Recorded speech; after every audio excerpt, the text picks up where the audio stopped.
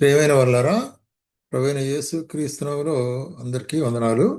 మరి ఈ దినము మన యొక్క బైబిల్ వాక్య ధ్యానం కొరకై యెషయా గ్రంథము 45వ అధ్యాయము 7వ వచనము చదువుతానండి. నేను వెలుగును సృజించువాడను, అంధకారమును కలుగజేయవాడను, సమాధానకర్తను, కీడు కలుగజేయవాడను నేనే, యెహోవాను నేనే, వీటన్నిటినీ కలుగజేయవాడను. ఇక్కడ మరి యెషయా ద్వారా దేవుడు బయలుపరిచే కార్యం ఏంటంటే, తాను ఏ విధంగా సర్వాధికారి అయినటువంటి దేవుడుగా ఉంటున్నాడు అనేటువంటిది. సర్వాధికారి అయిన దేవుడుగా మరి ఎట్లాగా ఉంటున్నాడు అనే దాన్ని తాను కనపరుచుకుంటున్నాడు. నేను వెలుగును సృజించువాడను, అంధకారమును కలుగు చేయవాడని అంటాడు. వెలుగును అంధకారమును ఆయనే కలుగు చేసేవాడు అంటున్నాడు అనమాట. కాబట్టి ఆయన ultimate source of the power కదా. మనం మరి ఆది కాండంలో గమనించినట్లయితే ఏం చూస్తున్నాం? ఆది కాండం 1వ అధ్యాయంలో మనం గమనించినట్లయితే ఆది కాండం 1వ అధ్యాయం 3-4 వచనాలు చదువుతాను. దేవుడు వెలుగు కమ్మని పలుకగా వెలుగు కలిగను, వెలుగు మంచిదైనట్టు దేవుడు చూచెను, దేవుడు వెలుగును చీకటిని వేరుపరచెను. ఉం? దానిపైన మునిపేమున్నది? చీకటి ఉన్నది కదా. కాబట్టి ఆ, భూమి నిరాకారంగాను శూన్యముగా ఉండెను, చీకటి అగాధ జలం మీద కమ్మేడు. కాబట్టి చీకటిని కలుగజేయవాడు ఆయనే, వెలుగును కలుగజేయవాడు ఆయనే అనేటువంటి కార్యం. మరి ఆయన సృష్టించిన సృష్టియే ఇదంతా.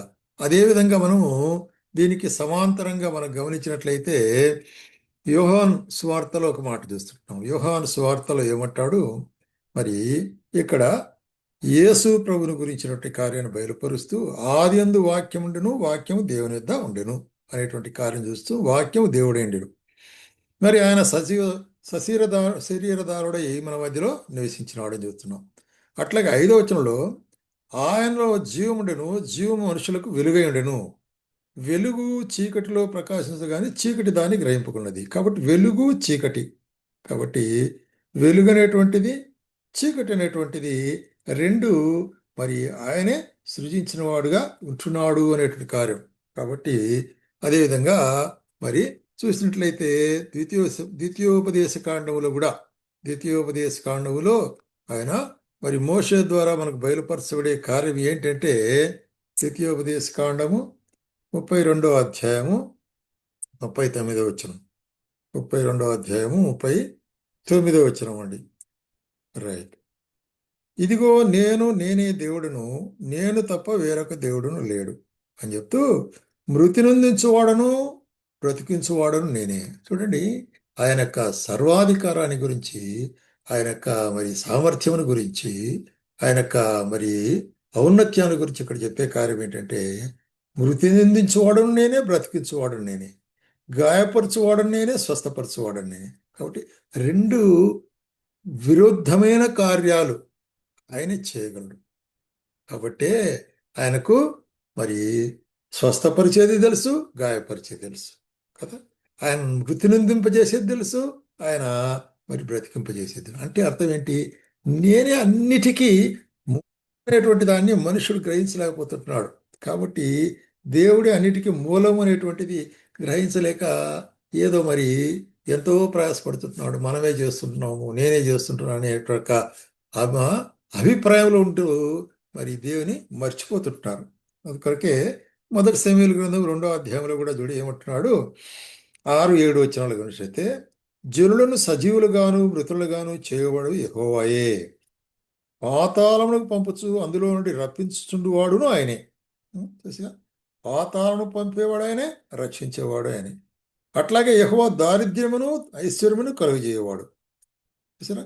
కాబట్టి ఆయనకు సమస్తము సాధ్యమే అనేటువంటి ఈ సోర్స్ ఆఫ్ ఆల్, అన్నిటికీ ఆధారభూతుడు అనేటువంటి దాన్ని మరి మనం ఎరుగవలసిన వారికి ఉంటున్నాం. మన జీవితాల్లో ఏది సంభవించినప్పటికీ కూడా అవన్నీ కూడా ఆయన యొక్క సెలవు ప్రకారమే జరుగుతున్నది. ఆయన సెలవు లేకుండా ఏది జరగదు అనేటువంటి కార్యాన్ని మనం జ్ఞాపకం చేసుకున్నట్లయితే మనం ఆయన మీద సంపూర్ణంగా ఆధారపడవచ్చు అనేటువంటి కార్యాన్ని చెప్తున్నాడు. మరి ఇర్మియా కూడా రాస్తూ, ఇర్మియా గ్రంథము 18వ అధ్యాయం మరి చూసినట్లయితే 6వ వచనంలో ఏమంటున్నాడు? ఇశ్రాయేలు వారులారా, ఈ కుమ్మరి మంటికి చేసినట్టు నేను మీకు చేయలేనా? ఇక్కడ కుమ్మరి వారి దగ్గర ఎదుర్కొని పోతున్నాడు ఇర్మియా. అక్కడ చూస్తే కుమ్మరి లేచి ఆ లేచి కుమ్మరింటికి పొమ్మని చెప్తున్నాడు. అక్కడ కుండ చేసేటప్పుడు ఏమైంది, జిగటమన్ను మరి తయారు చేసి కుండ చేసి పగిలిపోయింది. అయితే మళ్ళా వాడు దాన్ని తీసుకొని సార మీద వేసి మళ్ళా తయారు చేస్తాడు. కాబట్టి చెడిపోయిన దాన్ని బాగు చేసేది ఒక కుమ్మరివాడు చేస్తా ఉంటే మరి నేను చేయలేనా? కాబట్టే నేను పెళ్ళగిత్తును, విరగొట్టుదును, నశింపజేయుదును, ఏదో ఒక జనమును గూర్చి రాజ్యమును గూర్చి కానీ నేను చెప్పి ఉండగా, ఉం? కదా, అట్లాగే కట్టెదను, నాటెదను అనేటువంటి మరి జనమును గురించి మరొక రాజ్యాల గురించి చెప్తుంటున్నాడు. కాబట్టి నా యొక్క మాటను ఆలకించి, అంటే నా యొక్క మరి సెలవును ఆలకించి మీరు వెనుదిరిగితే మంచిది అని ఇశ్రాయేలు తిరుగుబాటు చేస్తుంటే ఇశ్రాయేలుకి చెప్తుంటున్నాడు. మరి ఆ పక్షముగా నేను చేయగలను అనేటువంటి కార్యాన్ని గురించి. అందుకొరకే దానియేలు గ్రంథంలో కూడా దానియేలు నెబుకద్నెజరు దగ్గర ఒక మాట చెప్తాడు. ఏం చెప్తున్నాడంటే 4వ అధ్యాయంలో, దానియేలు గ్రంథము 4వ అధ్యాయం 35వ వచనంలో ఏమంటున్నాడంటే, ఇక్కడ భూనివాసులైన సన్నిధికి ఎన్నిక రానివారు ఆయన పరలోక సేనలేడల భూనివాసులను తన చిత్తము చొప్పున జరిగించువాడు. ఆయనను చేయి పట్టుకొని నీవేమి చేయుచున్నావని ఆయనతో చెప్పుటకు ఎవడు సమర్థుడు వాడు కాడు. కాబట్టి దేవుని ఇది ఎందుకు నువ్వు చేస్తుంటున్నావు, ఆ నువ్వెందుకు ఈ విధంగా చేస్తుంటున్నావు అని అడగలిగేవాడు ఎవడుంటున్నాడు? ఎవరు అడగలేరండి. ఎందుకంటే ఆయనే సమస్తమును చేసేవాడు అనేటువంటి కార్యాన్ని మనము గుర్తిరాలి. కాబట్టి ఈ దినం మన యొక్క పాఠం ఏంటంటే ఆయన సమస్తమును చేయగలిగిన వాడు అనేటువంటి యొక్క భావాన్ని మనం అర్థం చేసుకుంటే మన జీవితాల్లో మన యొక్క మరి ఈగోను, మన యొక్క అహంభావము, మన గర్వము, మన యొక్క మరి ఉన్నతో మన యొక్క ప్రగల్భములు అన్ని కూడా తగ్గించుకుంటాం. హంబుల్నెస్ వస్తుంది, అంటే దీనత్వం వస్తుంది. ఎందుకంటే ఆయన చేస్తే ఎవరు దాన్ని మార్చలేరు అనేటువంటి కార్యాన్ని ఇక్కడ మనకు బాగా అర్థమవుతుంది అనమాట దేవుని వాక్యం ద్వారా. అదే మరి కీర్తన గ్రంథంలో కూడా ఏమంటాడు కీర్తనకర్త 104వ కీర్తనలో ఒక మాట చెబుతాడు.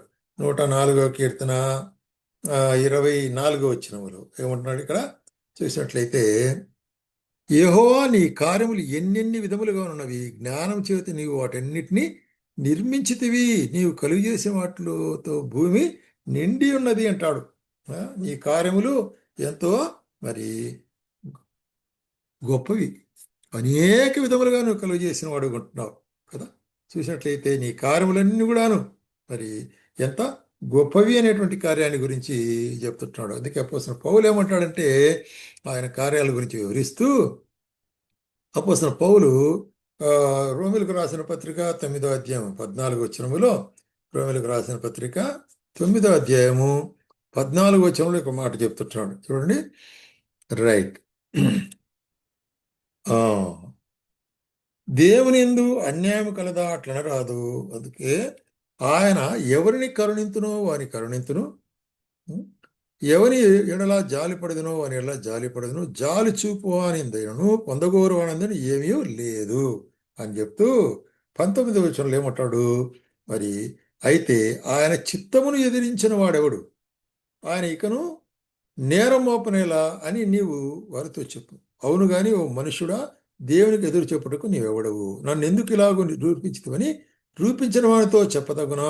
ఒక ముద్ద నుండియే ఒక ఘటము ఘనతకును మరి ఒకటి ఘనహీనతకును మంటి మీద చేటుకు కుమ్మరవానికి అధికారం కలదు. కాబట్టి కుమ్మరి మట్టిగా ఉంటున్నాము. కాబట్టి మనుషుడు మట్టివాడుగా ఉంటున్నాడు, అల్పుడు, బలహీనుడు అలాంటి కార్యాన్ని మరి మనం గుర్తిరిగినట్లయితే మన జీవితాల్లో ఎంతో మరి దేవునికి భయభక్తులు కలిగిన వారు జీవిస్తాం. ఎందుకంటే మనం అల్పులము, ఆయన అత్యధికుడమైన వాడు.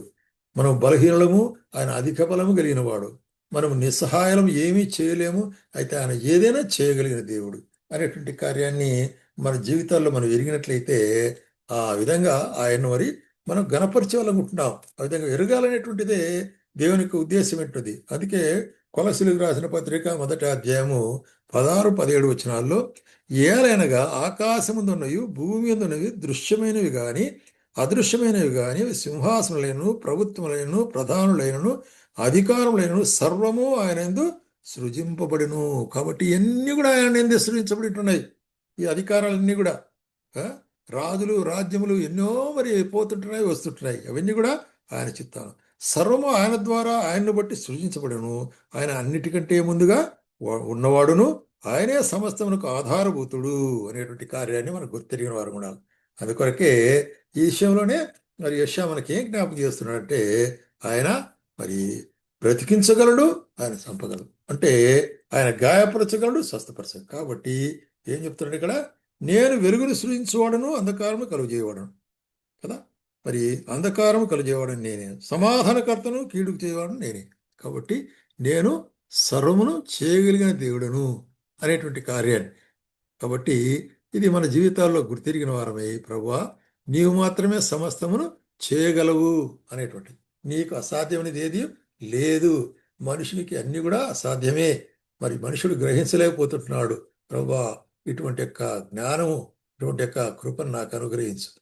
ఆ విధంగా మరి మన యొక్క ప్రార్థనలో ఉండాలి. ఎందుకంటే ఆ విధంగా మనం గ్రహించినప్పుడు మనం దీనులుగా ఉండి ఆయన మనం వెదికే వారు ఉంటున్నాం. ఆ విధంగా వెదుకుటకు ప్రభు మనల్ని కోరుకుని వాడుకుంటున్నాడు. ప్రభుకే వందనాలు, స్తోత్రాలు.